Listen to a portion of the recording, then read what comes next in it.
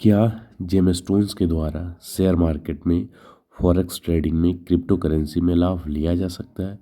एक birth details आपके सामने है और ये क्लाइंट यूएस में रहते हैं। इनका ये क्वेश्चन है कि सर मुझे जेमस्टोन सजेस्ट कीजिए जिससे मुझे स्टॉक्स में और फॉरेक्स ट्रेडिंग में बेनिफिट हो।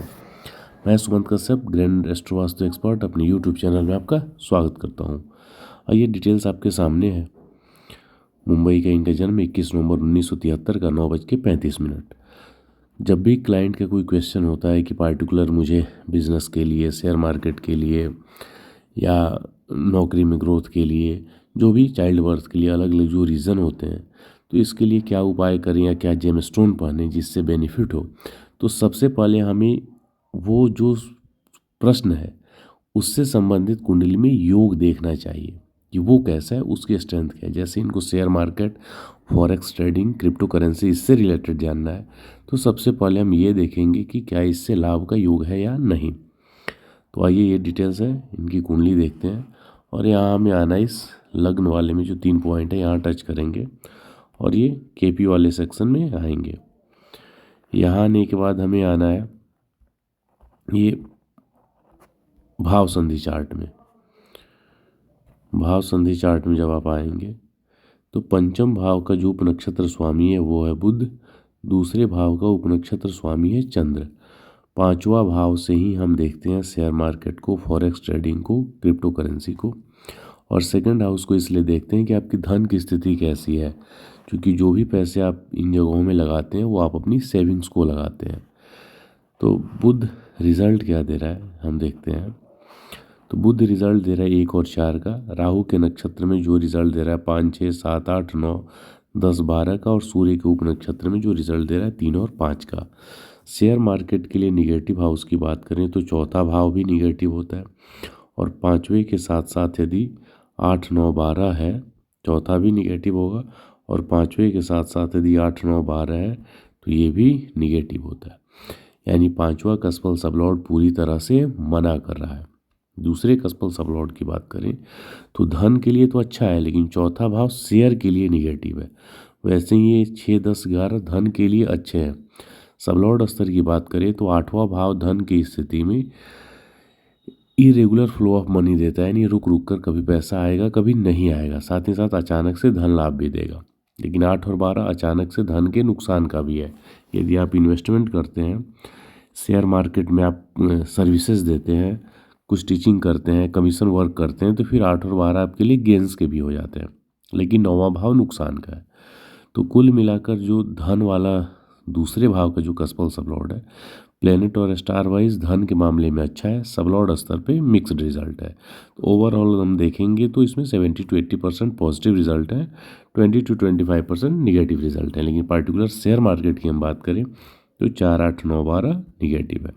तो शेयर मार्केट में इनको जो भी ट्रेडिंग के द्वारा ये सोच रहे हैं, चाहे वो स्टॉक्स में ट्रेडिंग हो, क्रिप्टो में ट्रेडिंग हो, फॉरेक्स में ट्रेडिंग हो, इनको नहीं करना चाहिए। तो अब कुंडली में ही योग नहीं है, नहीं करना, तो फिर यहाँ किसी भी उपाय में, किसी भी जेमस्टोन, मंत्र, यंत्र, तंत्र पे जाने की आवश्यकता नहीं है। ऐसा मैंने सैकड़ों कुंडलियों में देखा है। लोग उपाय कर कर के भी बर्बाद हो गए और शेयर मार्केट से कुछ भी नहीं मिला। मुझसे पहले इन्होंने कुंडली 2-3 जगह दिखाई थी और अलग अलग जेमस्टोन्स इन्होंने ट्राई किए थे। अभी जो रिसेंट कुछ दिन पहले इन्होंने कुंडली दिखाई मुझसे दिखाने से पहले, तो वो केपी एस्ट्रोलॉजर ही हैं और उन्होंने उनको सजेस्ट किया, यहाँ से आप आएंगे, ये जो ग्रह निर्देशन वाला है यहाँ पे, तो उन्होंने इस बेस पे इनको चंद्र का, मंगल का, गुरु का और केतु का, ये 4 स्टोन इनको सजेस्ट किए कि ये चारों आप पहनो। सबसे पहले कोई भी 2, 3 या 4 स्टोन होते हैं तो चारों रत्न को एक साथ नहीं पहनना है।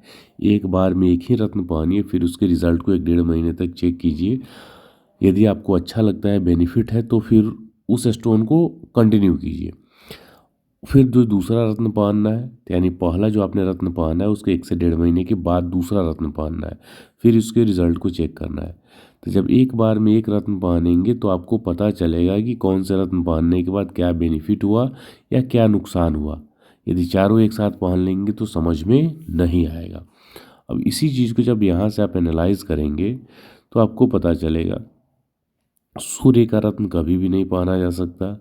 चंद्र की बात करें तो प्लेनेट और स्टार लेवल पे अच्छा है, और सब लेवल पे जो हम देखें तो पॉजिटिव और निगेटिव दोनों कॉम्बिनेशन है, तो अभी चंद्र को रोकते हैं। मंगल की बात करें तो प्लेनेट वाइज तो अच्छा है, लेकिन स्टार और सब जो है वो बेसिकली धन के लिए निगेटिव है। बुध की बात करें तो ये भी धन के लिए निगेटिव है।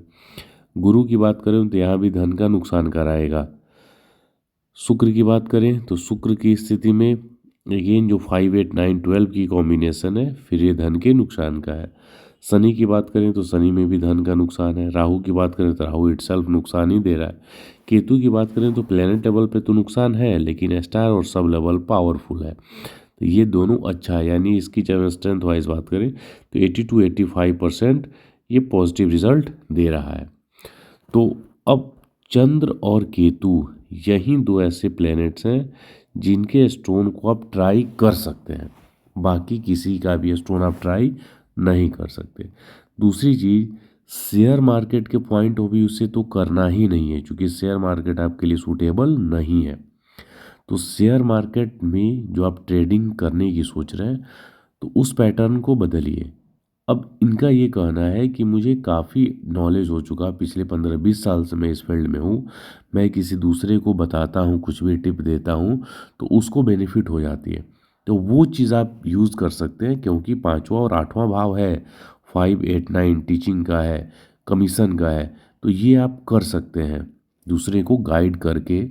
उसको जो जैसे हमारे यहाँ सेबी रजिस्टर्ड जो ब्रोकर होते हैं जो काम कर सकते हैं, लोगों को एडवाइस दे सकते हैं, तो इस टाइप से आप वहाँ भी यदि है तो उस काम को आप कर सकते हैं, या फिर कोर्सेज बना के आप सेल कर सकते हैं। तो ये चीज़ें आपको बेनिफिट देंगी, लेकिन ट्रेडिंग आपको नुकसान देगा। तो ये यदि आपको करना है तो उस स्थिति में चंद्र का रत्न और केतु का रत्न आपके लिए अच्छा रहेगा। चंद्र के लिए साउथ सी मोती बहुत ही अच्छा होता है, तो साउथ सी मोती आप पहने चांदी में। और केतु के लिए लहसुनिया स्टोन भी आप ट्राई कर सकते हैं।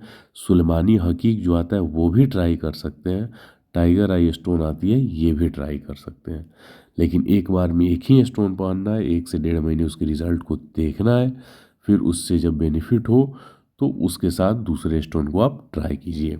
उम्मीद है जेम स्टोन का कॉन्सेप्ट आपको समझ में आया होगा। धन्यवाद। एक छोटी सी जानकारी, 17 मार्च 2024 से हमारा basic plus advance KP astrology का बैच शुरू हो रहा है। तो यदि आप करना चाहते हैं 17 मार्च 2024 से पहले इस वीडियो को देख रहे हैं तो मेरा व्हाट्सअप नंबर 99555792 पे कांटेक्ट कर सकते हैं। यदि इसके बाद देख रहे हैं तब भी एक रेगुलर इंटरवल पे हमारा केपी एस्ट्रोलॉजी का बैच चलते रहता है, तो भी आप कांटेक्ट कर सकते हैं मेरे इस व्हाट्सअप नंबर पर। जैसे ही जो अपकमिंग कोर्सेज होगी उसकी जानकारी आपको दे दी जाएगी। आप कुंडली प्रेडिक्शन के लिए जो भी जेम स्टोन का कंसल्टेशन हुआ, या फिर कौन सा बिजनेस या जॉब क्या आपके लिए सूटेबल है, कुंडली से रिलेटेड जो भी आपके क्वेश्चंस है उसके पेड कंसल्टेशन के लिए भी आप मुझसे कांटेक्ट कर सकते हैं। साथ ही साथ मेरे एस्ट्रो वास्तु कंसल्टेशन, जिसमें कुंडली वास्तु और एस्ट्रो वास्तु तीनों ही होता है, एक कंप्लीट पैकेज है। आपकी प्रॉब्लम्स और जो भी आपके डिज़ायर्स है उसके फुलफिलमेंट के लिए मैंने वो कंसल्टेशन पैकेज बनाया है, तो उसके लिए भी मेरे व्हाट्सएप नंबर पर कॉन्टैक्ट कर सकते हैं। धन्यवाद।